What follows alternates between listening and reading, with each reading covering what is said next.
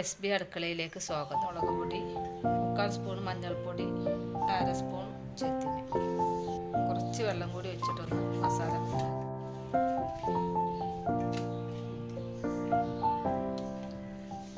പോലെ ചൂടായി. നമുക്ക് വെളിച്ചെണ്ണ നമുക്ക് ഓരോ മീനുകളായി ഇതിലേക്ക്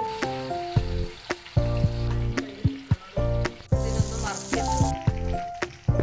സവാള 2 സവാള ചെറുതാക്കി അരിഞ്ഞതാണ്. ആവശ്യത്തിനുള്ള 1 സ്പൂൺ ഉപ്പിട്ടിട്ട് അതിലേക്ക് പകുതി ക്യാപ്സിക്കമാണ്, തക്കാളി ചെറുതാക്കി അരിഞ്ഞത്, ഉള്ളി, പച്ചമുളക്,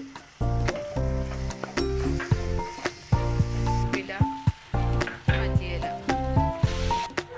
നമുക്ക് മീനെടുത്ത് മുള്ളൊക്കെ കളഞ്ഞ് നമ്മൾ പൊടിച്ചെടുത്തിട്ടുണ്ട്.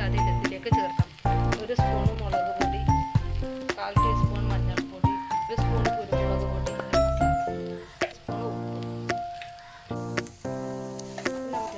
നമുക്ക് തീ ഓഫ് ചെയ്താൽ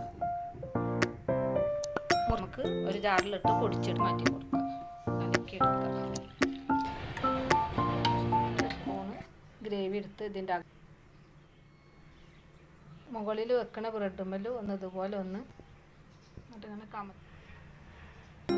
മൈദമാവിൽ മുക്കിയെടുക്കുക. കുതിർന്ന് പൊടിഞ്ഞു പോകും.